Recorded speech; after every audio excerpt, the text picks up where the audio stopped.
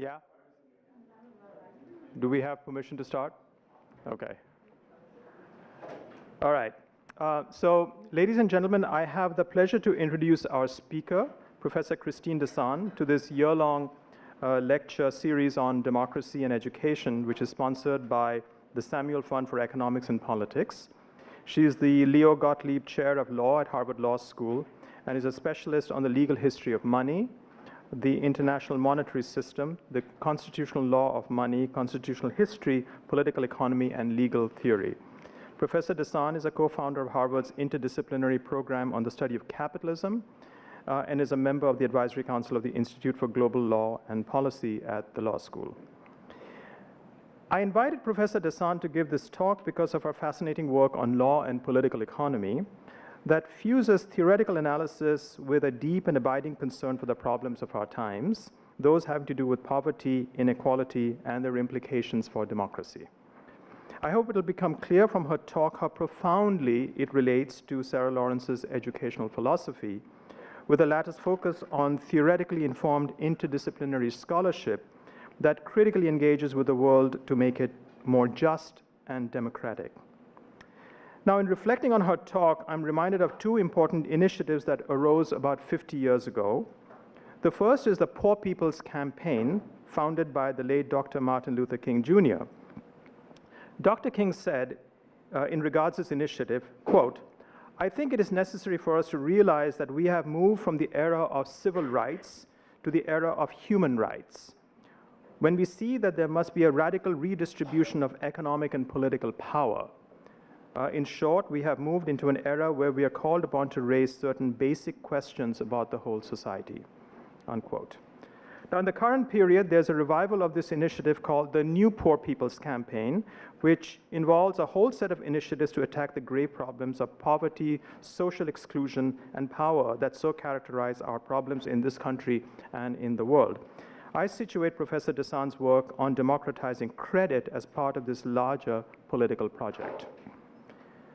Also, 50 years ago, was also the founding of the Union for Radical Political Economics, URPE, which gave birth to a major global intellectual movement for the promotion of critical political economy as an alternative to neoclassical economics, which all of us in the critical political economy tradition argue is what legitimates and creates the poverty and inequality we see around us. And I may say, my retired colleague Marilyn Power, who's sitting right there, was one of the founding members of URPE back in 1968. However, the tradition of critical political economy did not engage explicitly with the law, and yet the law is constitutive of the economy, as over a century of legal scholarship teaches us. But fortunately, for quite a few years, legal scholars such as our distinguished speaker have provided powerful critiques and alternatives to neoclassical economics. This is what I call the third moment in law and economics. The first one was roughly 100 years ago, which involved institutional economists and legal realist scholars such as Robert Hale. The second moment was roughly the revival of neoclassical law and economics in the 1970s. And so this is what I would call the third moment in law and economics.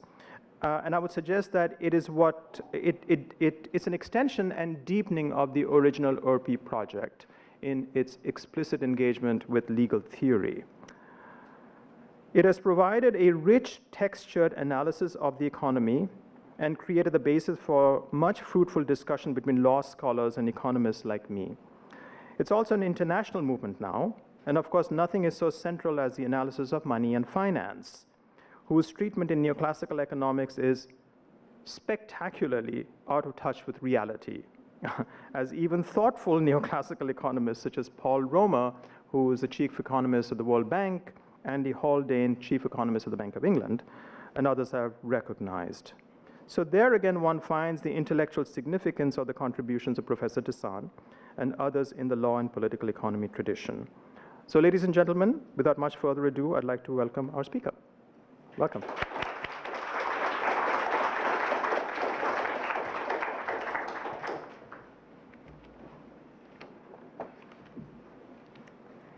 So that was a wonderful introduction, inspiring, I would say. I'm hoping to live up to that kind of invitation that Johnny gave me. Let me start by thanking him and others who helped arrange this. I consider it a real honor and a great opportunity. So thank you all for coming and listening. Early in the 20th century, an English financier observed, here's how he put it: those who create and issue money and credit direct the policies of government and hold in the hollow of their hands the destiny of the people. He was talking about banks, the power and limits of their reach. Banks lend where profits take them, and they leave behind those who bring them no profit. For the past century, a whole series of well-intentioned groups working on the banking model have tried to lend to the poor. So cooperative banks, credit unions, thrifts, buildings and loans, savings and loans, community banks. In the end, all have failed. Even microfinance has a mixed record. Why? Because it's simply not sustainable for a banking organization to lend consistently to a group that is so hard to vet, so high risk, and so low profit. So I want to argue today that the solution is not in banking the unbanked, but in creating credit and the commitment to repay it outside of the banking structure. That will take us back to an elemental form of credit, which is money. So the problem, as I said, is the access to credit in the United States is woefully unequal. The wealthy borrow for pennies on the dollar, and the poor find credit extraordinarily expensive. I want to convince you in the time we have here today of a proposition that is counterintuitive, to say the least, on first hearing. We can create sustainable credit at the bottom of the income ladder by increasing in tandem economic viability and the medium money that supports it. So in particular, we can advance money so long as we increase demand for it, both private demand, the productive activity enabled by the advance, and public demand, the inclusion of those previously marginalized into citizens with enough income to pay taxes. To be specific, I'm proposing that we create postal credit. We should create dollars for low-income students, low-income citizens, it's Freudian slip, right? For low-income citizens who can borrow those funds to reach economic viability. They will borrow from the government just as the more affluent borrow from banks. They will borrow for a specific productive purpose just as more affluent people borrow for specific productive purposes. Could be education, a small business, maintaining a working household. Finally, they will repay those loans just as more affluent people repay the loans they take. But rather than returning a profit to investors, they will return a profit to the public. So the credit will be paid off by the very fact that they have moved into or maintained an economic viability or an economically viable activity and begun to pay federal income taxes. That is, postal credit should not be paid back as principal or interest. Rather, its value will be redeemed. The credit will be made good because the money advanced will be supported by public demand, the taxes that people pay as they reach the threshold at which they owe and pay taxes, and private demand, the additional economic activity generated by their productivity. So that's the substance of the proposal. I want to locate the practice and place for this proposal. We should undertake the project through an approach that educates us and decentralizes control over credit. In fact, I think that's perhaps the only way we can undertake it. Thus, I'm particularly grateful to be part of a series about education and democracy. At bottom, my argument is that money is a public medium. Once we understand how it works, insofar as we understand how it works, thus the education part, we can deploy it as credit to democratic ends and for democratic purposes. Indeed, we have an infrastructure that can accommodate this project perfectly. So American post offices exist in virtually every American town and across the countryside. They can house and headquarter this initiative. They can host a project that will involve communities in allocating credit. Post offices have always been a public conduit that reach deep into communities. So post offices, of course, democratized access to information. I'm proposing that we use them in a new way, which is to democratize access to credit. So today, I'd like to start at the ground floor, the kind of monetary floor of this proposal. So I'll talk first about the secret life of money as a public medium. Then I'll talk about the power and limits of modern money creation. And each of these topics provides ingredients or tools for the proposal. So last, I'll return in closing to the proposal and talk about democratizing credit. My aim will be to show how it would work if we learn anew about money, if we gain from our experience looking at modern money creation by banks, and then use those tools to democratize credit. So first, I want to speak about the secret life of money as a public medium. So there's a story that most people learn in economics classes, but probably not you, given your teachers, I think, are beyond this. But there's a very well-entrenched story, and you'll probably have heard it. And that is that money emerges from barter. So people trade, I call it a convergence story or a barter story. People trade all sorts of things among themselves before there is money. So they trade, goat for sheep, grain for salt, some services for other services. You plow my field, I fix your hut, that kind of thing. And metal gradually rises to the surface. Silver and gold are the easiest thing to give and take. People are more willing to accept those and give those than other things. So the silver and gold become a favored medium over time. And eventually people start to cut these things into little discs. That's coin. The government eventually becomes involved just to regularize or standardize the coin. The story is so easy, right? It's so inviting. It fits neatly with our assumptions about the market. So to make that express, money, like the market, is rooted in the exchange of private individuals. In the old accounts, money was a commodity, the silver and gold that rose to the surface. In new accounts, if you ask sociologists, often they'll say money's a convention. It's the same kind of idea, right? Just private activity, passing things around creates money. So it's still emergent from private exchange. So if you've heard people say the dollar holds value because everyone thinks it holds value, that's a version of this theory. Money then emerges spontaneously. It flows where it will. Nobody can control it, not the law. That's outside of the market, right? The market has its own autonomy. Money and the market belongs, in other words, to commerce, not to politics. And in fact, for many commentators, it's a bad thing if politics gets involved in the market. It distorts the market. The government should really only just be there to provide technical services.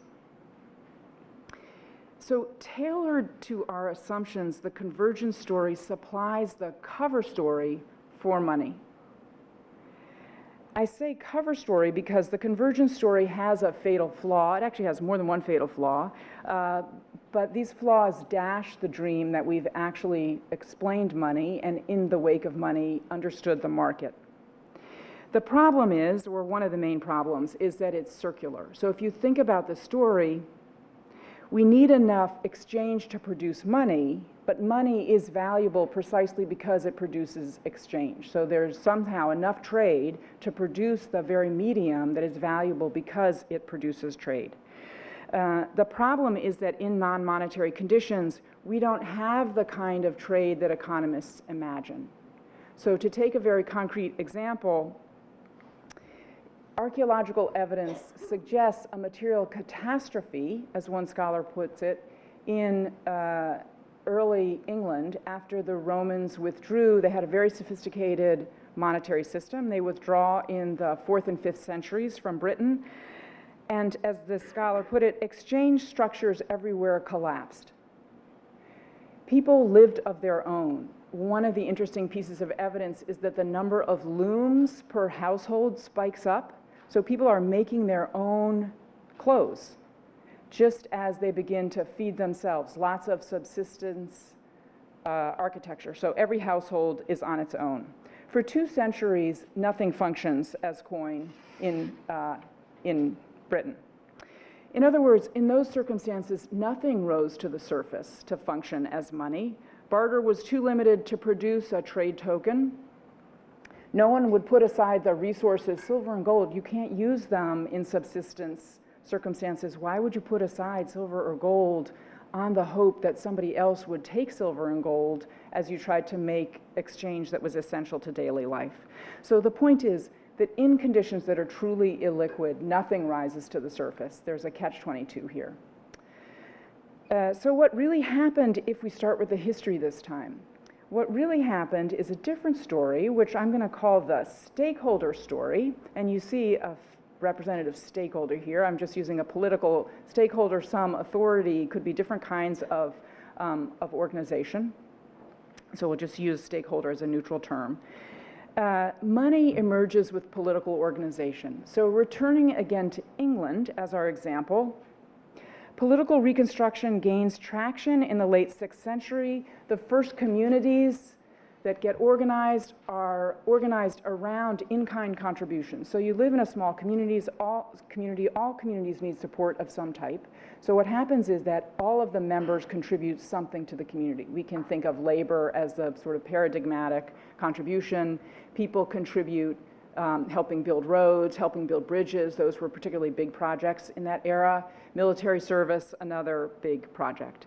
So money as a working proposition arrives when the stakeholder, this fellow on the screen, gives out receipts to mark a contribution, your regular, say, monthly contribution, given earlier than owed. So we don't know what the circumstances were, the first circumstances that would catalyze this idea, but it's not hard to imagine it. So imagine, we have this territory. There's an incursion on part of the territory, some kind of, enemy tribe attacks. This guy, this fellow is the political authority, rushes out, enlists people to help repel the invaders, and says, give me twice, I know you only do 1 quota of military service, do twice what you're due. Give me 2 months of military service, and then when the invaders are gone, the stakeholder gives a receipt to those people for the extra military service they've provided, saying, when you give me this receipt, next month, my representatives are going to circle around asking for your monthly contribution. You can just give them this receipt and it will exonerate you from this contribution. So if you think about that, the token is a claim on the community. It's a claim on the community. It's a claim saying you recognize me for doing this labor early. So it's credit for a contribution, otherwise due. It's a public credit. And the claim will hold value as long as it's honored by the stakeholder. In other words, it's this public credit. Moreover, if we think about it, this credit has meaning for everyone. So this is an early picture of the exchequer. And the exchequer is the place where people came to pay their taxes and also claim money that was owed to them. Basically, everyone understands the value of a token that exonerates them from a contribution they owe the center, because everyone owes the center, or they know someone in their family, somebody close to them who owes the center. So we have a receipt that has a commensurable, cognizable value, right? Very clear what this is. So one more twist makes this receipt into money. The token becomes money when the stakeholder, who's given the token to the soldier, agrees to take it back from anyone. So if I give an IOU to someone, could be a personal IOU, I don't necessarily take it back. I give an IOU to my brother, I don't take it back from some stranger and owe them, pay them what I owed my brother. But if I decide to treat it that way, then the IOU can travel. So if the stakeholder tells the soldier, you can actually give it to this guy over here for a sheep, and I'll then take the token from the sheep and recognize its value. I'll exonerate this person from his or her tax obligation. Then you've created a token that's transferable and that can travel, can act as money. So in fact, allowing money to travel enables it for private exchange. And in our English example, private exchange expands by the 9th century, along with political organization and taxes. Individuals use money, if you think through this example, individuals use money because it's publicly defined, right? Everyone knows what it's worth, and it will be publicly supported. So increasingly, stakeholders, at this point, they're really warlords, you know, little chieftains, start enforcing money. Actually, by the 9th century, we have more unified England. Monarchs are enforcing money in their court systems, saying, we'll recognize this as good to pay off your debts, not only to pay your taxes.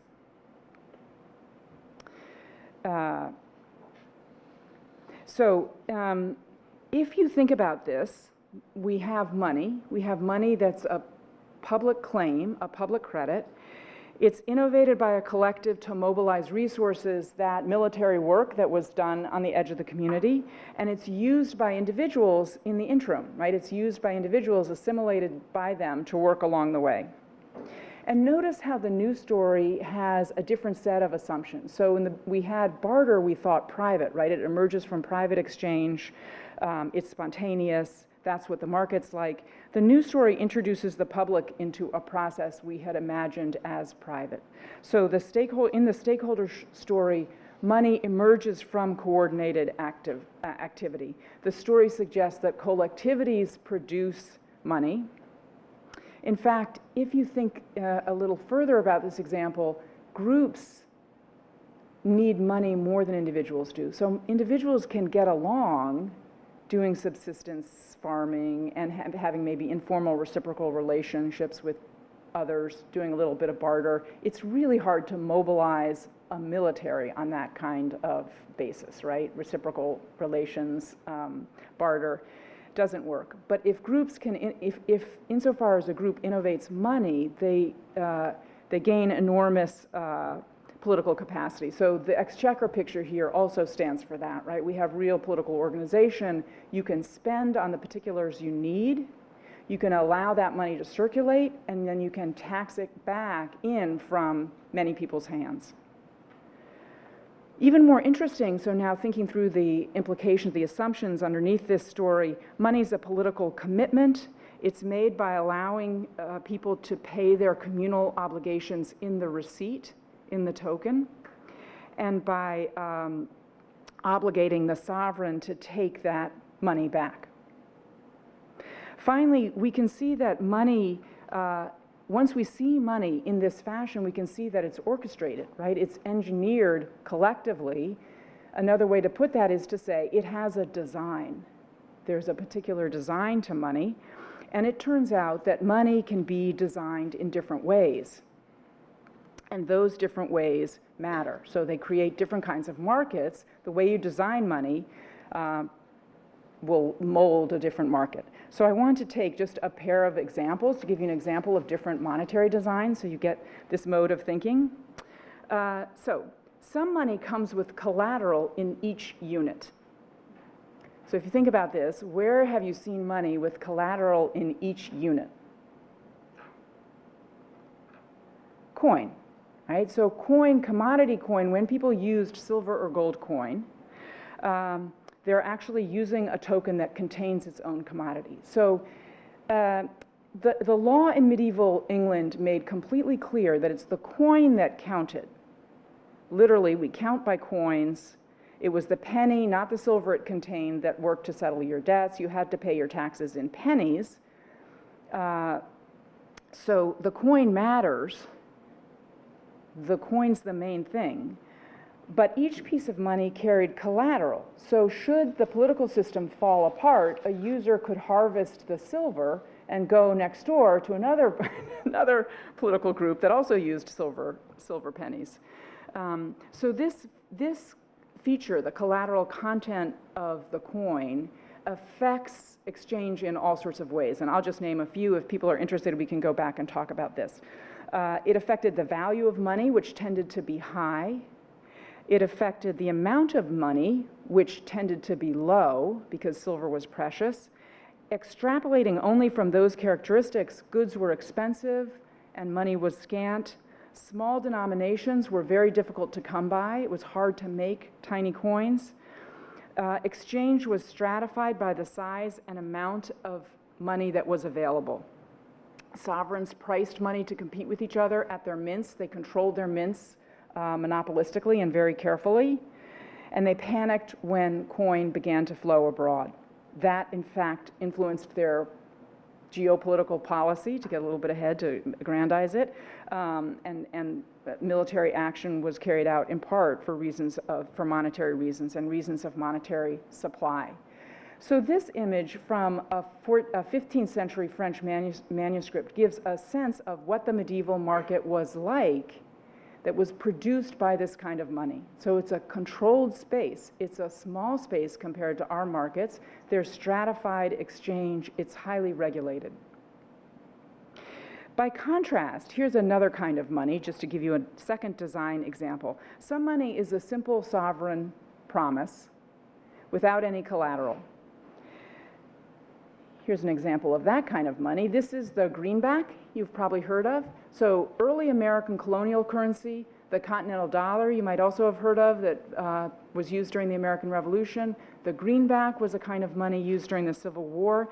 These are also claims. They're public IOUs. They were issued directly by legislatures who were just issuing IOUs to people as they spent and then taxing them back in. And these kinds of monies had no collateral. Very few of them are actually even redeemable for silver, and they depend transparently on the faith of the government, on the faith of the fact that the legislature will continue to use this money and will tax it back in, giving it value. So that character also mattered. Paper money issued far more easily than coin. It could be expanded quickly and easily. It allowed, therefore, the early settlers to develop the American colonies where there was very little silver and gold, and they couldn't keep silver and gold in America to save their lives. It kept going. They kept having to spend it for English imports. It allowed the Americans to fight the American Revolution and to fund the Civil War. So it comprised a very fluid medium. Currency came in any denomination. Cash ebbed and flowed as governments spent. Sovereigns stopped competing for metal at the mint, and citizens began worrying not about a shortage of coin, but about an overissue of paper. And it molded a very different, a very modern market. So this is a picture of Bridgeport in this period of the Civil War. And here's Supreme Court Justice Bradley upholding the greenback as legal, because of course there was a legal challenge to it. During the last Civil War, he said, the activity of workshops and factories, mines and machineries, shipyards, railways, and canals of the loyal states constituted an inexhaustible fountain of strength to the national cause. So we've met money. We've looked beneath the surface of barter. We've talked instead about the secret life of money that underlies that cover story, the fact that money is a public medium. Once we see that, we understand that money's constructed, and once we see it's constructed, we can look at designs and see that they matter, that the kind of money you have, the way you're constructing this public claim matters. In the second part of the talk, what I want to do is focus on one particular monetary design. So now we're going to zoom in and look at modern money design. And I focus on that design because it's enormously important. It basically makes the current market, and in many ways, the modern world. In the beginning of the modern age, this new design appears. It upends the medieval world. It elbows aside alternatives like the greenback. It goes viral across the globe in about 2 centuries. The new design made money by deputizing investors as money creators, not just once, but twice. So this is a new design that remakes money by deputizing investors once at the center of the system, and once again as purveyors of credit for private use. I'm talking, of course, about, for those of you who are economists or have taken those courses, about money made by banks. So the two delegations are first a delegation to the central bank to make money, high-powered money, base money, the money at the center, the currency we hold. That's the first delegation. The second delegation in this new design is the delegation to commercial banks to multiply that money. amplifying the effective money supply as they basically allocate credit as banknotes in the old days and as deposits today. So I'm going to just talk through this design in a few minutes, then talk a bit about its power and limits, and we'll see what we can draw from this design. First, the new design, money made at the center by the central bank. Just as all the other kinds of monies we've looked at, the dollar that you hold is a sovereign liability.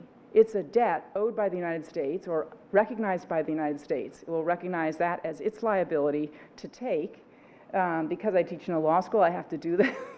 This is actually the law on that. So as you see, you don't have to read the whole thing. Federal Reserve notes, this is what we're talking about, is Federal Reserve notes. The said notes shall be obligations of the United States and shall be receivable by all national and member banks and the Federal Reserve banks and for all taxes, customs, and other public dues. Right? So this sounds familiar at this point, right? But this claim is issued according to an arresting new theory. It's the note of an intermediary. We haven't seen that before as we look at different monetary types. So the dollar doesn't say the US Treasury, well, it might say the US Treasury somewhere, but it's basically a Federal Reserve note, right? It's a note of an intermediary bank. So the idea is the following. We appoint a group of creditors, the bankers, to issue promises on our behalf and to police our payment of these promises. New theory, right? The government borrows claims from the central bankers, so the US government could put a bond with the Fed and then take in response its notes in advance, as the small immediate claims that it's going to use to pay people. It then uses these notes to spend, it spends to you in dollars, and then it taxes back those notes. Now, if you think about that story, it's the stakeholder story all over again. Right? It's actually just that what the government's doing is spending somebody else's promises to pay, the Federal Reserves, and taxing them back in. But the redesign matters. So we've dropped creditors into the middle of the monetary claim. It's really interesting. The government appoints these creditors to issue the notes, then it pledges to repay the creditors, not the taxpayers, the creditors, and the government has to service the bond that it left with the creditors. So the US government actually pays the Fed interest on the bonds that are sitting in the Fed every year. The change also creates a new relationship between the government and its citizens. We could talk a long time about this, but just to give you a sense of it, this new design prioritizes investors, it prioritizes creditors, and puts taxpayers at something of a remove. It puts taxpayers at a remove. So we've tied investors to the government. If you've seen Hamilton, you have a better chance of having seen it than I have. Alexander Hamilton's claim to fame is that he's basically advocating a new relationship in which we tie investors to the government and gain their loyalty because they're holding our debt, right? So that's Hamilton's insight. We've harnessed the legitimacy of investors as go-between. It's their promises, not the government's promises, that people are going to be holding. We've endorsed their judgment as the judgment of investors as experts in money creation, and we're deferring to their judgment about when to lend to the government, when to spend money.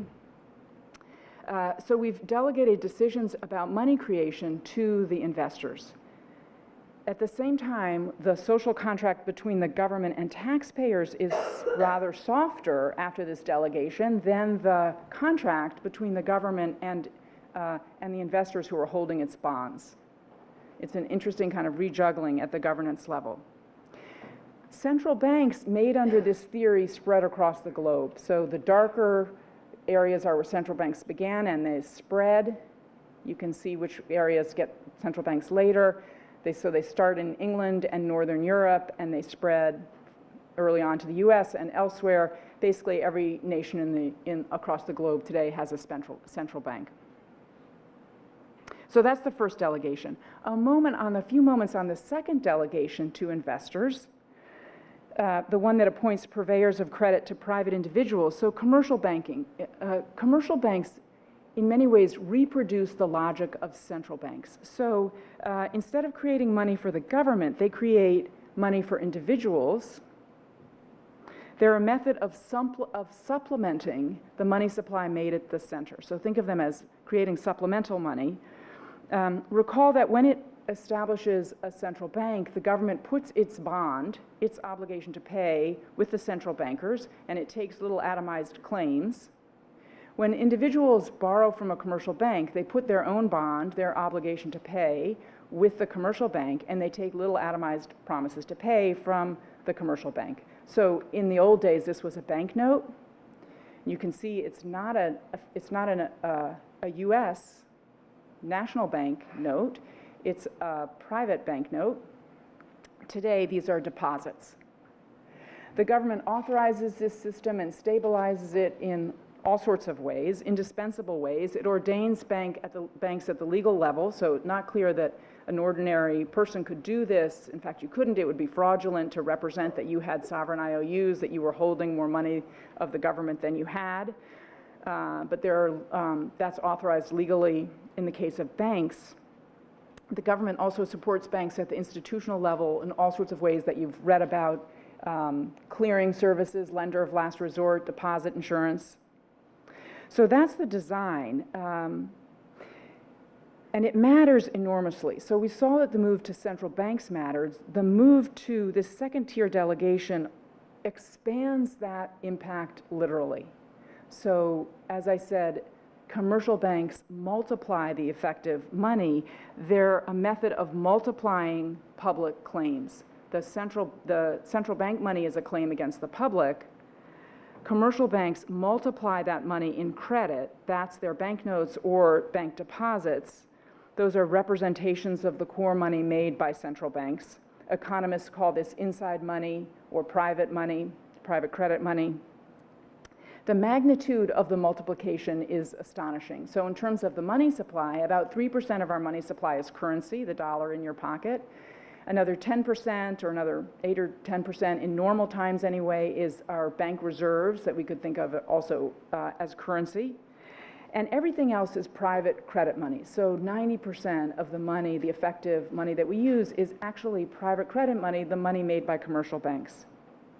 To give a sense of this historically, between 1688, right before the Bank of England was established, which is the first national bank that's going to become a central bank of the modern type, and 2009, the amount of money that people held corrected for inflation, so money with real value, increased 65-fold. So you hold 65 times as much money corrected for inflation as people did in 1688. We're much more oriented towards holding money. And the watershed, the moment when, an important moment where we see the sort of critical takeoff is, about 1825. That's when commercial banks get established and really get going and move towards deposit creation, not just banknotes, but deposits. So, a really different way of supplying money to the economy. To put this in design perspective, just one more minute to give you another design example. Many money systems have ways of expanding or multiplying money for private use. Because if you think about what we've learned so far, governments are making money for their own use. So, the original example where the government or the stakeholder wants to mobilize resources for defense. But that use that the soldier had with the sheep herder, the interim use by private individuals, that money people find to be very useful, and they want more of it. And they don't want to be dependent for the amount of money in circulation on what the government happens to be spending for defense, for example. So governments create different ways to supplement the money supply. One example, drawing from our medieval experience, the look at coin. Medieval mints sold people money for private use, so you could bring in extra silver and get coin with it. And the king charged by taking a little more silver than you brought, right? So you didn't get back quite as much silver as you brought into the mint, but you got it back in the shape of coin, which was very useful to you. So you're willing to give up a little silver to get the coin.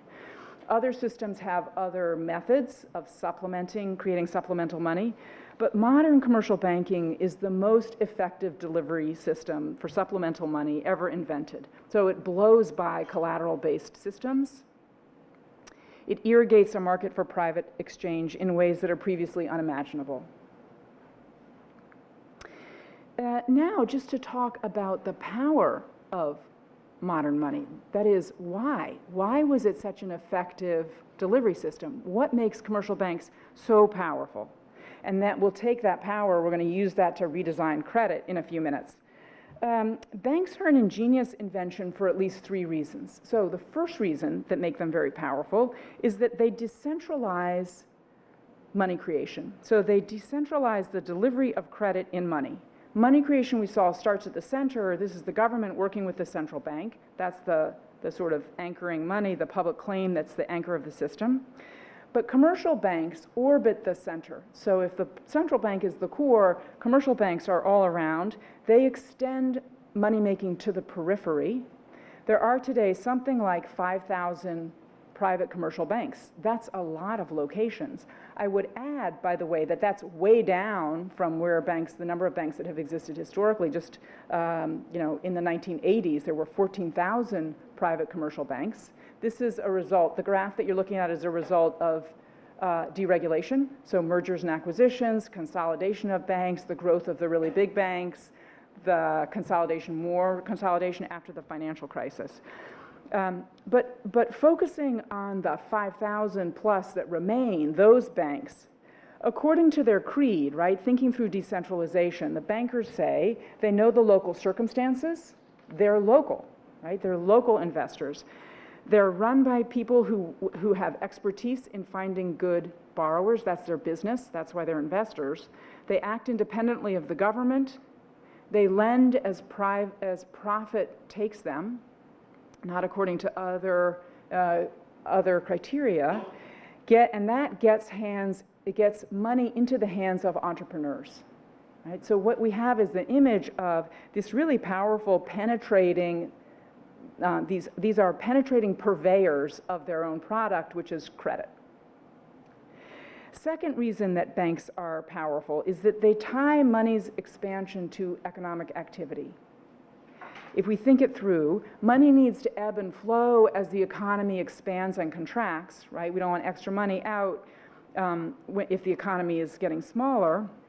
Money, in other words, the money supply has to be elastic, what the economists would call elasticity.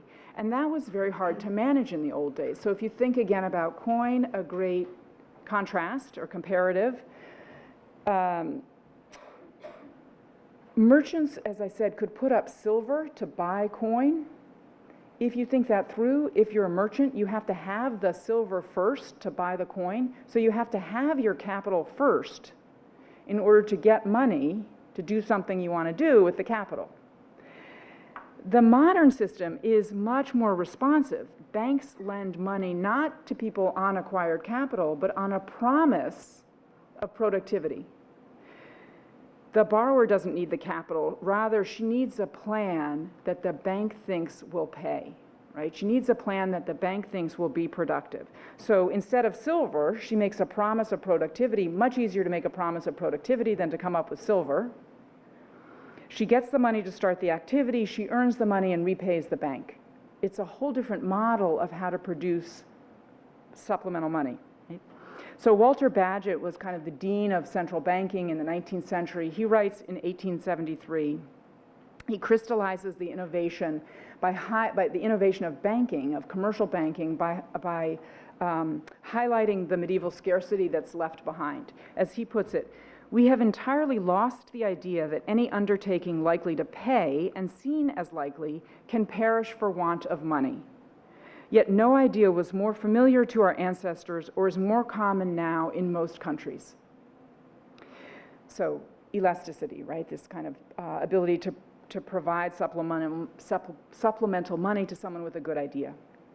Third source of banking's power is that it harnesses the power of self-interest. So if we listen to Bagehot one more time on this, he said, we've entirely lost the idea that any undertaking likely to pay and seen as likely can perish for want of money. So the logic is there, right? That's the engine of self-interest. If the undertaking will pay, we will fund it. Our expertise as bankers is in picking projects that will generate a profit for us. Our investment depends on that profit. If you profit, we profit, right? This is how the banker's thinking. The strategy to institutionalize self-interest was a new one in the 18th century.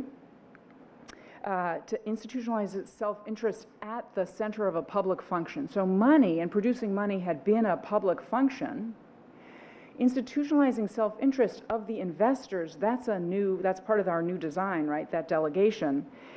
So here's an example of earlier theories. This is 5 decades before the Bank of England is established. Here's how the commentator puts it. If all people under one government did seek the general good, in other words, we should all act for the general good, every single person would then receive a particular benefit thereby.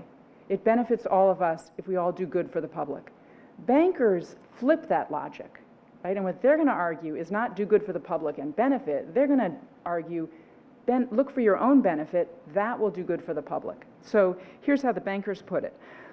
Basically, and what you're listening for is what's good for the bankers is good for the country. This is the founder, one of the founders of the Bank of England. Investors are under this happy circumstance that they cannot do good to themselves, but by doing good to others, right? When the bankers help themselves, they're producing money for other people, and that's good.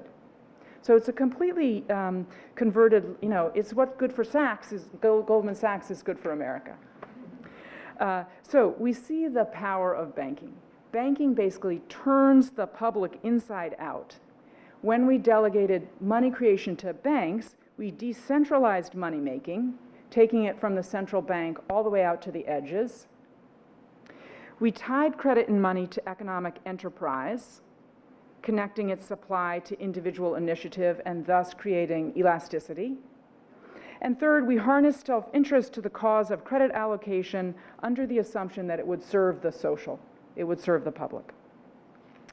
Undoubtedly powerful. But as you hear me saying it, you also hear the limitations in that strategy. Delegating money creation to central bank leaves a gap, a shortfall of credit, both in practice and in theory. So the shortfall in practice, there's overwhelming evidence that banks don't find it profitable to lend to the poor. So about 30% of American households are underbanked, underserved by banks. That's about 34 million households. Banks exclude even those with regular paychecks. So a big chunk of those underserved are actually income-earning households. The average annual income of the underserved is $25,500. Those households spend almost $2,500 on financial services, $2,500 on financial services provided outside the banking sector. So things like check cashing, money orders, payday lending. That's about 10% of their income, the same amount that average American household spends on food. It's a big chunk of one's annual or monthly, weekly income. In 2012, the underserved paid about $89 billion in fees and interest for that variety of services, $89 billion. To zoom in on lending, Mirza Baradaran has documented the refusal of banks to make small loans to the poor. As she notes, there's inadequate profit in that space. So these people are high risk. They require high investment to vet, hard to figure out who's creditworthy and who's not. They promise low profits. There are no economies of scale. There's one reason after another that it's hard to lend to people at the bottom of the income ladder. Within that gap, within that shortfall of credit, payday lenders siphon off those individuals who have a paycheck, right? So payday lenders and title lenders are willing to lend if they can get a grip on someone's paycheck to ensure that they'll be paid. And we've heard, you've probably heard all of the problems with payday lending. So really high interest rates, 300 to 500% starting interest rates, that goes much higher as people roll over loans, which they do 80% of the time, right, and compounding the amount that's owed. Even payday lenders don't lend to the unemployed. So for the poor, the cost of credit is exorbitant. They have virtually no access to credit. We shouldn't be surprised at the shortfall in practice, because if you think about the monetary design we've adopted, there's a shortfall in theory.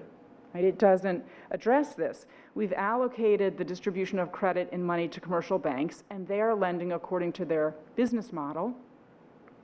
They lend where it's profitable to them. They don't lend where private profit stops. They won't lend any further than that, even if lending would produce profit to the public. And there's abundant evidence that creating a path out of poverty for people would benefit the public. According to a recent study, one full-time job earning $15 an hour or more can lift a family of 5 out of poverty. That translates into higher GDP, given higher employment and growth, higher tax revenues for both state and federal governments. Increasing employment also generates immediate savings. Obviously, there'd be savings in welfare costs, from supplemental payments to things like the earned income tax credit, savings in health costs as people went off Medicare, Medicaid. And of course, the benefits far exceed these kind of quantifiable monetary savings. They include material and social well-being produced by being employed, produced by inviting the creativity of people who are currently excluded from credit, empowering their initiatives, recognizing their equal claim to a public medium. Increasing employment correlates directly with a drop in crime and incarceration and with improvements in mental health. In short, credit and money doesn't have to be privately profitable to be worthwhile. According to the ancients, exchange that breaks even is the best exchange of all. So Aristotle wrote about money under the heading of justice in his treatise on ethics. Money, he argued, allowed value to be measured and compared. It enabled people to make deals that were commensurable and therefore fair. So money was a force for good, not ill, precisely because it established equality, not profit or the potential for profit as the proper motive and end of exchange. So we need to add the wisdom of the ancients to our current approach. We need lending for break-even purposes. Those who aim to break even, who work to pull themselves out of poverty or who work for public purposes, should have access to credit. To put it another way, we can lend when we break even as a society. That credit is fully sustainable. So that leads me to the proposal, just a few minutes about democratizing credit. How do we target the poor as worthy recipients of credit? Last week, it was really timely given this talk, your senator, Kirsten Gillibrand, introduced a bill to establish postal banking. Postal banking would provide check cashing services, would provide people with checking accounts, would make small loans for low interest rates. Postal banking, in her proposal, alleviates the worst offenses of payday lending. The argument here is that we should go further still. The argument here is that once we know that money is a public medium and that access to money in credit can be decentralized and made elastic, once we know that credit delivery has been limited by an odd and arbitrary mandate to produce a private profit, once we know that, we have the tools and we can use them to create more democratic credit. So let me just step back and show how our travels today tie to a proposal to create sustainable credit. So we began with monetary theory, with the secret life of money, with what money actually is as a public medium. Reimagining money teaches us that it's a public medium. It was conceived to mobilize resources for the public, and it should be used that way. So specifically, the public creates money by spending and then retiring it, by issuing credit and then retiring credit. That's the elemental form of money creation. That activity needs no middleman. We can spend sustainably, create sustainable credit insofar as we break even. So spend, then anchor that spending with public and private demand, both taxes and private economic activity. To apply that logic, we can create credit in dollars for low-income citizens who can borrow those funds to reach economic viability. They should borrow from the government just as more affluent borrow from banks. And just as more affluent people borrow, low-income people should borrow for a specific productive purpose: education, small business, maintaining a working household. Finally, they should repay loans that they take just as more affluent people repay the loans they take. But rather than return a profit to investors, they will return a profit to the public, because the public profits when people move from poverty into an economically viable activity and begin to pay taxes. That enterprise, that movement itself redeems credit extended or money advanced. It redeems that money advanced both in taxes, in public demand, the taxes paid as people move into and up, gain more income and are paying taxes, and it also redeems it with private demand, the added use that individuals make of money as economic enterprise expands. So that's what we learned by thinking first about money as a public medium and what it really is. We also learned from the second stop today, which is the power and limits of modern money creation. We learned how to distribute credit, decentralize, tie credit to economic productivity, but lift the arbitrary limit. Credit can issue if it's profitable to the public, not only if it's profitable to a bank. So to apply that logic, the Postal Credit Project would make public credit available in local communities. Senator Killibrand's proposal gives us the infrastructure. There are about 30,000 US post offices. That's the same magnitude as the number of payday lenders. Today in the United States, there are 22,000 payday lenders. 59% of post offices are in so-called banking deserts, locations that commercial banks left long ago as unprofitable.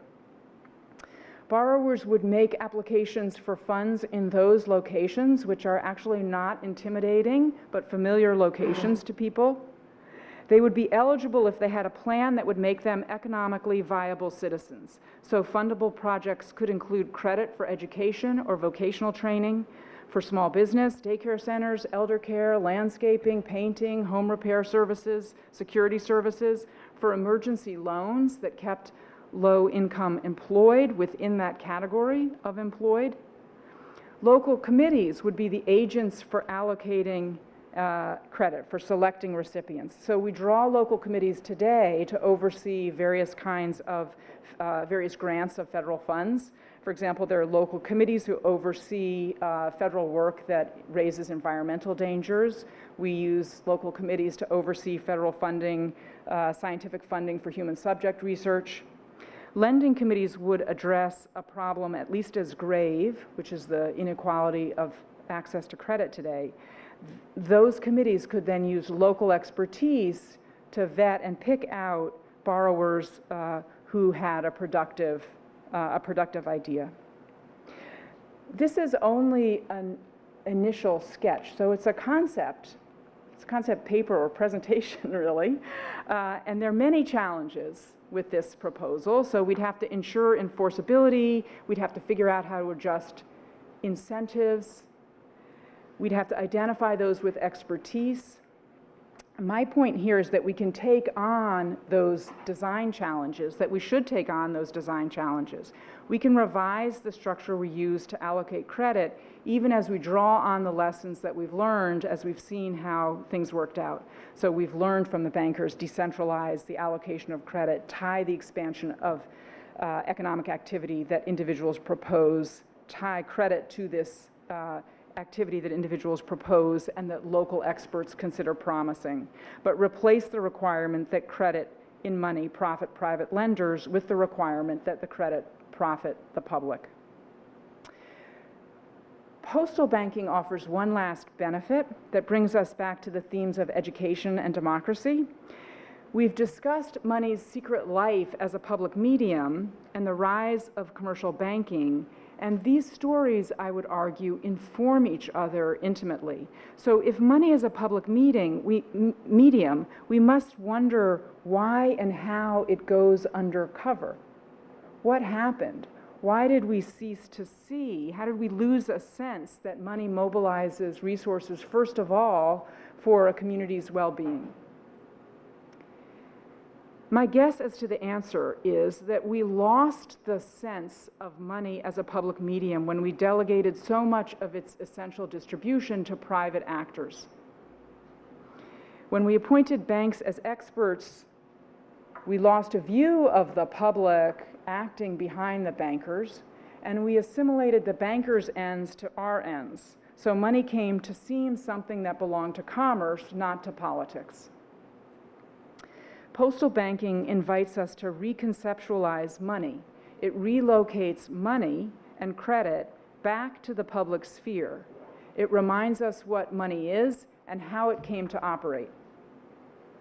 Having relearned money, the proposal asks us to reimagine money as a medium of democracy.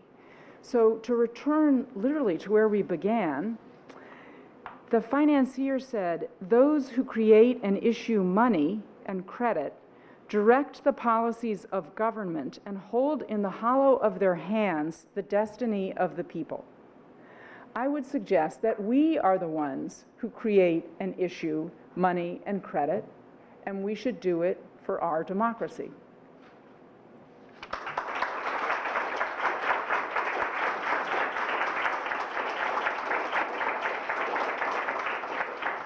Thanks.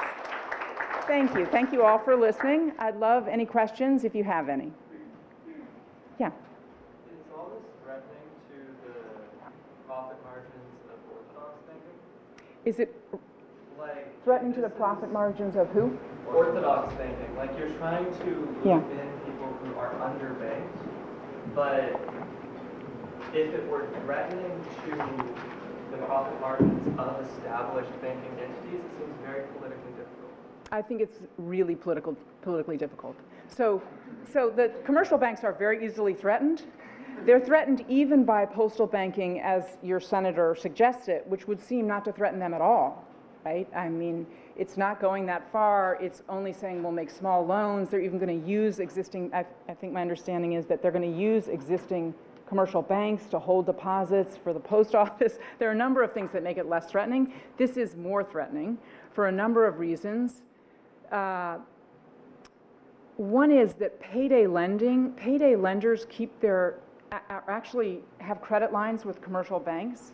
So payday lending, which is itself a very profitable industry, is connected to commercial banking. And this is cutting into payday lending territory. Having said all that, and we could say more about why commercial banks could be threatened. I mean, so let me say one more thing before I flip.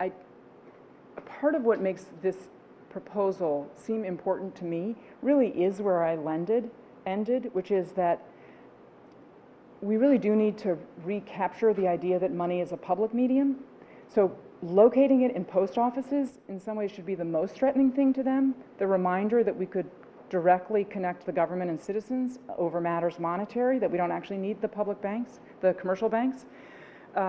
So having said all this, in some ways a proposal is designed to, or aspires to minimize the threat by saying there's a shortfall that's not being met. Your own model doesn't pick up these people, to at least give us more a political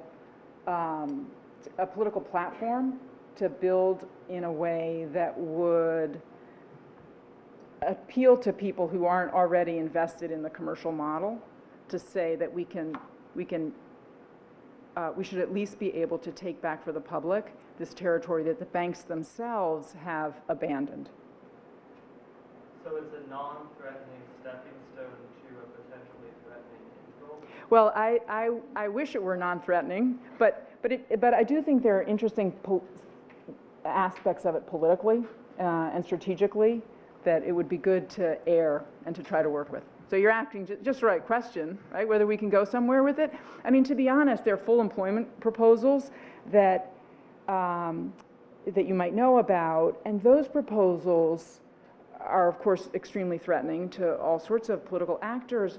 Part of the reason that they are threatening is because you have this idea of a big public bureaucracy, a centralized state doing things. This is actually trying to use the genius, right, of decentralizing, allocating democratically, initiative, as well as inviting people to have agency in their own, in their own plans for their future. So maybe it taps in somewhat more to, maybe it avoids some of the problems of other radical proposals. Maybe not. Yeah. I guess I was just thinking about other people who make that. There are so many. I was thinking about, obviously, the for-profit educational institutions, because the committees surely wouldn't want to lend people money to attend those if necessary. But also, I'm wondering about, and I guess there are many reasons for wondering about credit cards. What would be likely to happen to credit cards? I mean, if you started giving poor people credit for particular projects through postal banking, it'd be so natural to start setting up some kind of credit or at least debit card accounts which would easily start to threaten our model, our insane model, which penalizes people for using cash. I'm sure there are many other threats to that coming from cellular telephones, but so I don't know what to say about this, but I'm just wondering how the project of political mobilization that this points toward, I'm interested in the question how you begin to present it to the public, which has accepted so many things it ought not to have accepted. Right, so I think you can begin the way that I began today by showing that there is this gap in the very model we're using. It's pretty undeniable that there's a gap. There's so much evidence of that. Another tack that struck me when you were talking is that there's a lot of interest right now in payment systems because of virtual currencies and cryptocurrencies, Bitcoin. And what those systems do is at least get people thinking about what money is and how money's made, which we've been lacking for, since about the time that the Fed was established. So there's lots of debate about how money is made, what it is in the era of the greenback in the 19th century. It kind of goes underground with the establishment and kind of stabilization of central banking and the delegation, and the sort of efflorescence of commercial banking. But to some extent, it's coming back by virtue of virtual currencies. So this morning, a student actually sent me a link to a paper that came out of the St. Louis Fed under its aegis. And it was by several scholars who are thinking about whether it would make more sense to give people cash accounts with the Fed directly. Some of you might have heard about this, with the central bank directly. They're experimenting with this in Switzerland, to give people accounts with the central bank directly and not go through commercial banks. And part of the reason that people are thinking that way is, they're bouncing off of cryptocurrency and thinking about the advantages of cryptocurrency in terms of the sort of direct aspect of the payment system and of clearing. But I think that kind of proposal is in the ballpark. That kind of scholarship is really interesting to me because it means people are starting to think about the way we make money. So, how politically feasible this is, don't know. But I do think that it's a moment, in part because of how terrible the degree of inequality is now. There are also these other movements that are making us think about money again. August.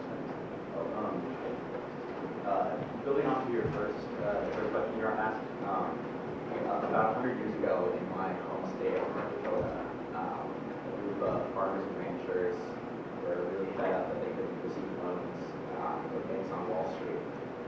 So they broke away from both political parties and created their own, and then established in 1919 what is the only state-owned bank in America, based in North Dakota.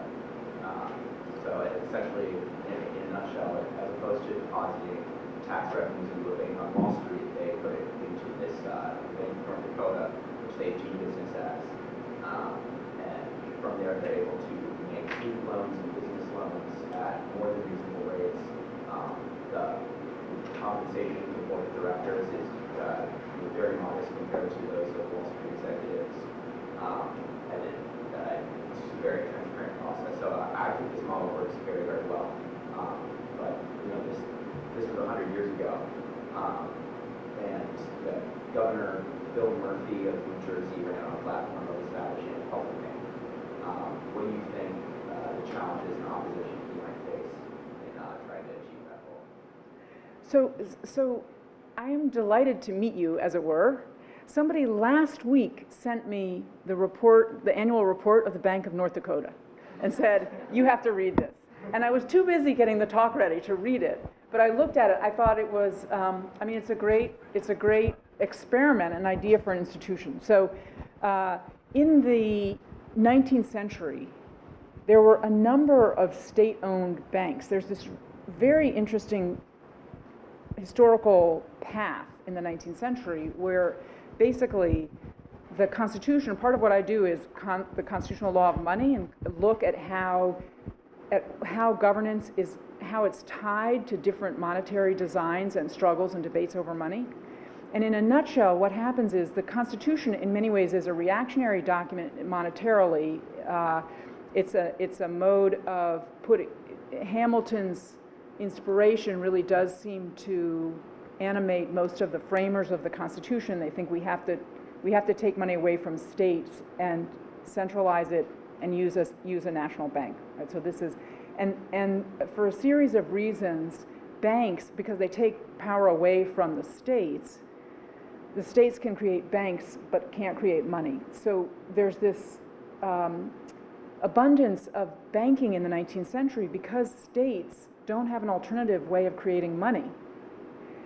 And there's not enough money coming out of the federal government because there's not enough silver and gold, and the national banks don't last that long and don't produce enough money. So there's a golden age of state banking in the 19th century, and a number of banks, and I hadn't thought about looking back to those banks until you mentioned the Bank of North Dakota. So there are a number of big constitutional cases about these state, virtually central banks for a state.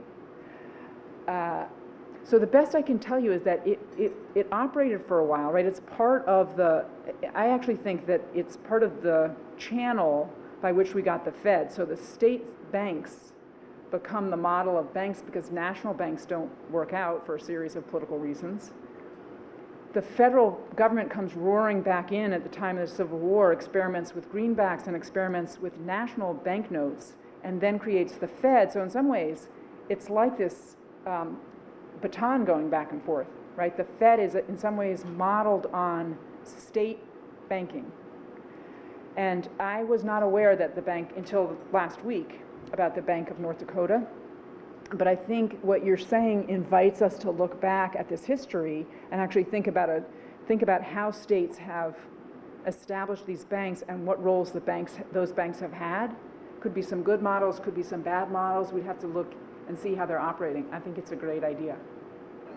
Go to law school is not always. Yeah. Yeah. Hello.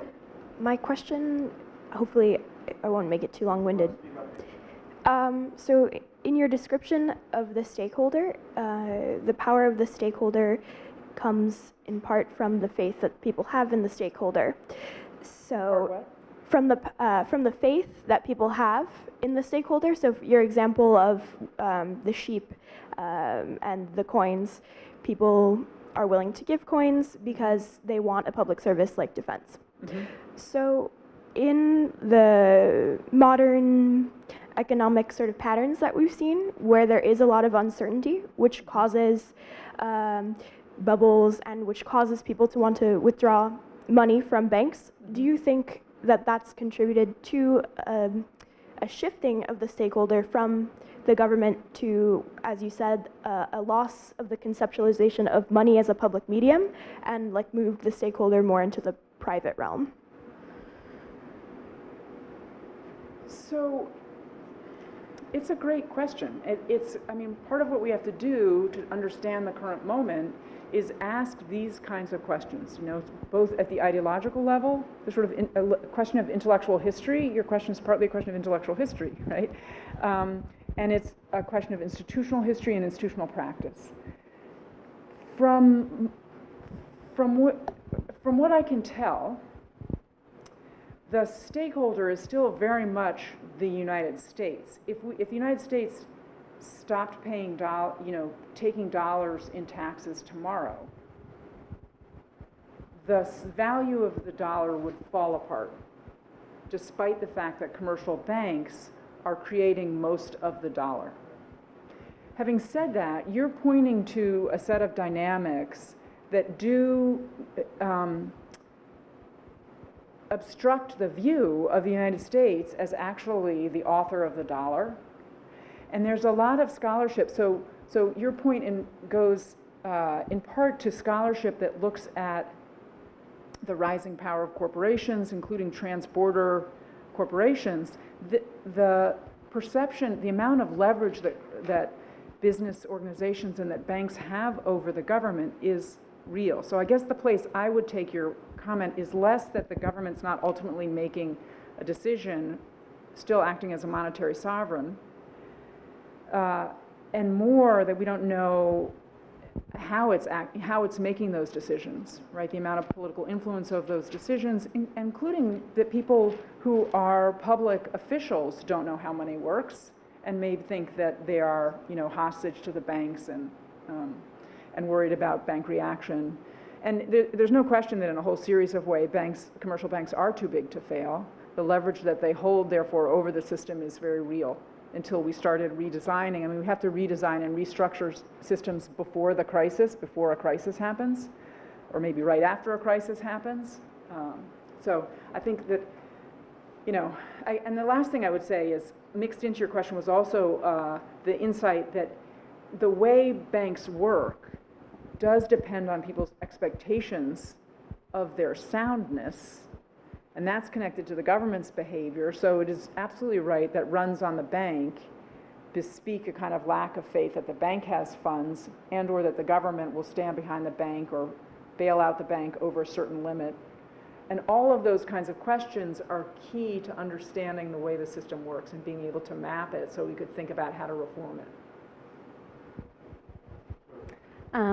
Yes, hi. I think this is such a brilliant idea, and I think it has like a ton of radical potential, and it gets me so excited. But my question is around how you see this relating to other proposals of engaging people who are like marginalized in the economy. So you mentioned like full employment or things like the job guarantee, and then there's also the more popular one is like universal basic income. And I see how this could kind of interact with those things in two ways that might pose a lot of problems for for all three proposals. Because for example, with universal basic income, people might be like, well, we have this postal banking system, why would we need to guarantee people money if they can just go borrow it? But it also has the burden of qualifying for a program like this, because to some extent not everybody's going to qualify for a loan and not everybody's going to have a clear economic good for the public. So yeah, that's my question. So one of the things I'm very interested in is thinking through the differences between these proposals, and this is a somewhat different path. So universal basic income, I mean, one of the attractions, one of its appeals is the uniformity of it, right? The ability to pull everybody up. A conservative defense of universal basic income is that we could cut welfare, right, and cut other programs and just use universal basic income. So, so we have to think carefully about which proposals and how they interact, as you say. What I like about this one is the amount of initiative that it puts in people's hands. I do think that there's something to the argument that people want their own agency. They want to have productive ideas. They want to be creative. They want to invent their own work, and that this would allow people to do that. But mostly I want to endorse your question and say we have to think through what the different political appeals of these things are. I guess the last thing I would add is, in the dream that this ever was given a chance, probably the way it would and should be given a chance would be at an experimental level, right? Let's see what would happen if we made funds available to these three communities in these three different circumstances, right? How could we start experimenting with this and see what happens? And with that, experimentation could be pretty flexible. We could experiment with more than one of these proposals if we dream big and have a different political different political culture, which I think is coming. I think you all are in charge of that. And so, but maybe experimental would be the way to go. I have a question, but I also just wanted to add something that I like about this proposal in particular, and sort of a full employment proposal, is that it gives a certain level of agency to people and their ability as workers or just human beings to produce things, rather than universal basic income, which is just sort of like, take this, whatever. But my question is, sorry. My question is sort of more back to the first question and some concerns Bram raised. I like this proposal because it is really radical, but it also, more to what Bram was saying, seems like it could lead to a slippery slope, as in the way it threatens a whole number of institutions, like credit cards and et cetera, et cetera. So I was wondering sort of more on the organizational level about how this movement is going. Does anyone see this as a type of transitional demand to a more this kind of seems like a natural extension to me to a nationalized banking system, just for now, whatever, saying that private banks can exist simultaneously, but there is the concern that it could push them out, or what is their purpose? So I was wondering, what does the organizational structure look like around this movement? How are people pushing for this to exist, and are there certain people within it who see it as a type of transitional demand? Mm-hmm. So I love the fact that you called it a movement. If it's a movement, it starts here. This is the movement, right?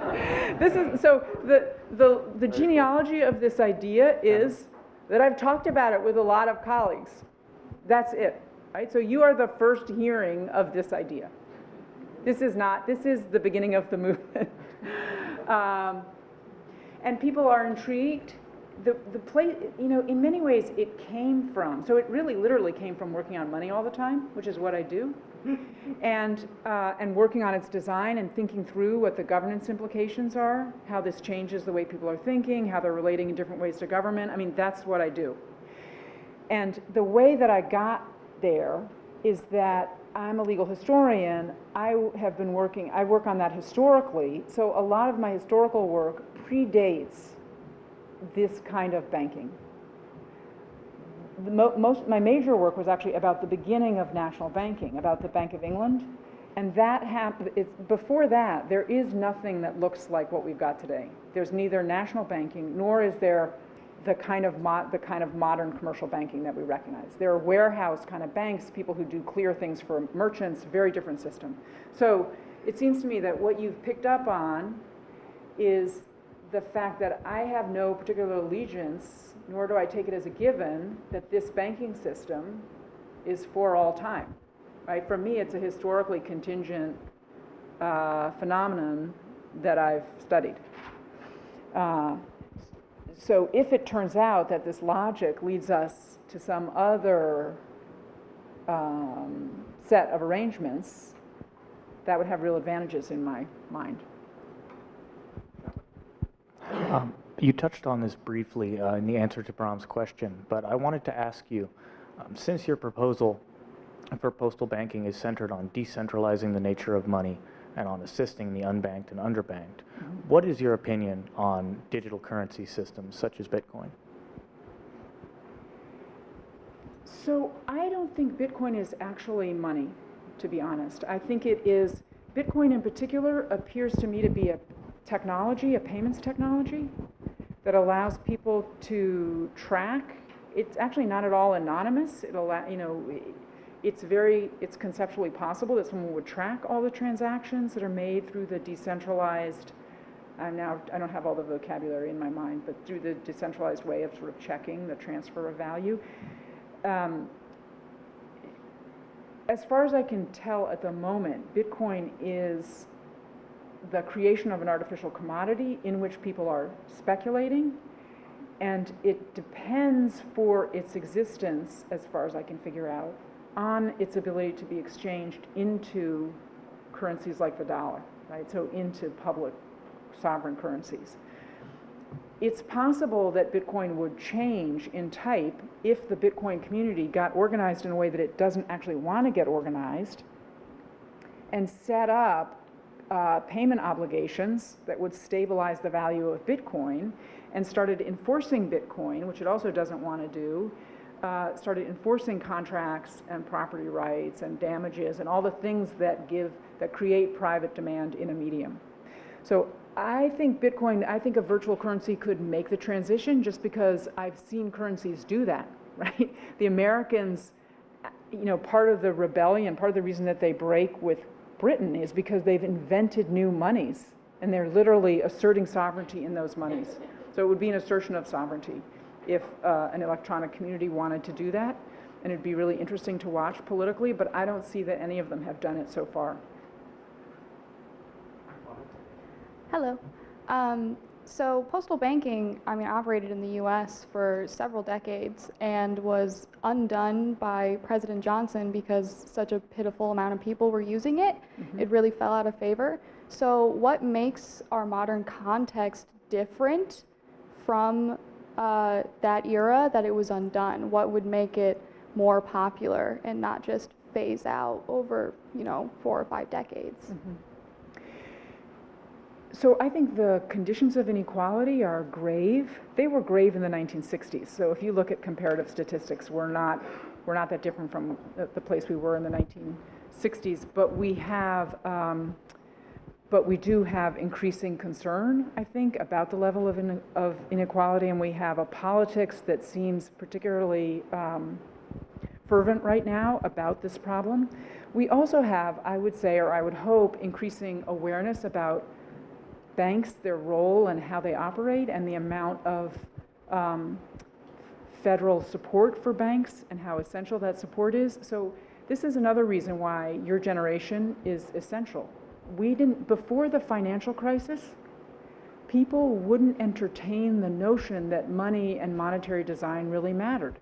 It really looked like everything was stable. We'd figured it out. We'd cracked the nut. There wasn't going to be a financial crisis. Banks really weren't, or in this case, shadow banks really weren't the cause of problems that created, that drained taxpayer money. So I think, and third, I guess, and as a part of that phenomenon, not only did banks show themselves to be fragile and essential institutions, essential the way that we've constructed them, but it also looks like their rescue and their support is very one-sided, right? We don't have the rescue and support for the poor that we have for the banks. So I think the comparative optics are good at the moment to make people more interested in other credit alternatives. Sarah? Yay. Hi. Ooh, okay. So if you were in a room other than one like this, where there weren't Sarah Lawrence students, or anyone else who's exposed to this type, we love you too. Harvard law students aren't like. So if you go through all of that history and they're like, oh, that's cool, and then they understand that, and then you move into how that applies to something like postal banking, and you reach that theoretical point about reaching economic viability in terms of there being the possibility of the private profit like feedback and the public profit feedback, that coexistence that isn't like really compatible with the really strong ideology of any other paradigm, I feel like. So how would you engage in conversation about like explaining that if the rest of this type of presentation maybe wouldn't work? Like, how do you get past that point? And how do I get past the point of like disbelief point? Yeah, just like literally people not being able to accept that that's a possibility. They're just like, no, that can't happen. You're going to destroy it. I think this is why, this may be why I'm a teacher, not a politician. So I think we have a lot of work to do. This is something Jami and I have talked about before, and undoubtedly we'll talk about again. I think that there's a lot of mystification of the way money works, and a lot of mythology about the way money works, and a lot of obscurity about what's really going on, and that the best I can do is to try to clear that away, to try to make arguments that show people how the system that we have came about, and what its premises are, and what alternatives are out there. And then I think, you know, the idea is to try to work with people as we are seeing things in a new way. Sometimes you can only see something. I mean, it's really taken me a long time to come up with this proposal. It, you know, it really does draw on all of this work on trying to understand banks and trying to understand money as and its sort of its public genesis, which is what I found when I was doing the history. I think your question goes further about sort of how do you try to persuade a hostile audience. And I think that's hard. I've tried to persuade a lot of hostile audiences. I haven't had this proposal, but the work that I do about how money operates, you know, sometimes it finds sympathetic listeners, and sometimes it becomes an argument about what the facts are. And I'm a really obsessive legal historian. So I really, so to do the work that I've done on banking and on money creation, I was really obsessive about getting the facts so that you know, that's the best I can do, is try to make my case as powerfully as I can. And I hope that working with, and the other thing that's nice about being a teacher, I guess politicians have their version about this, is that I get to talk with students. So I really do get to work with people who are just, you know, at the most fertile moment of thinking things through, and interact with them and hope that, you know, we can come up with proposals or ways to move forward. And, but I have to admit, you know, the classroom is really the place where I belong, as opposed to being a politician. So I'm hoping that I do think there really is a path that connects what we learn in the classroom, that, you know, maybe we're talking about a longer term future, but that's where I belong more than, maybe I'll become a politician, I doubt it. There's a parallel issue here, right? I think, I mean, as you were talking, I was thinking exactly, and you know exactly what I was thinking about, which is that the question of industrial policy, I think we have the same issue, right? Which is that, you know, that you need to bring in this, you know, public authority in terms of promoting industrialization, which is of course all about money.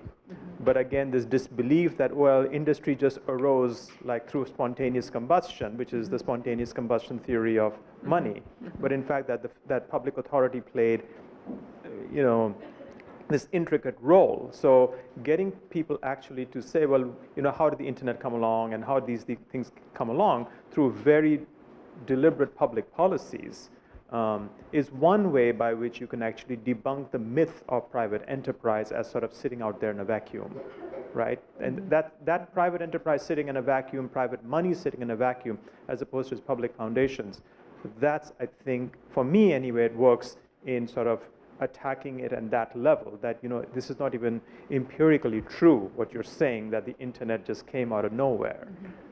So yeah, I mean, I think a lot of it has to do with really the teaching of economics, really. You know, how do you go about teaching the stuff? There's an astonishing amount, just to follow up on that, I mean, I read about money all the time. There's an astonishing amount of misinformation that's out there that's just in a line. You know, money arose when people started using gold and silver. I mean, that stuff matters in the sense that people are casting a narrative. And if we can make that narrative impossible, right? I mean, that's at least making it, you know, yeah, starting to rebuild what the world looks like. That's the intellectual challenge. Yeah. Yeah. Okay. That's it. Thank you so much.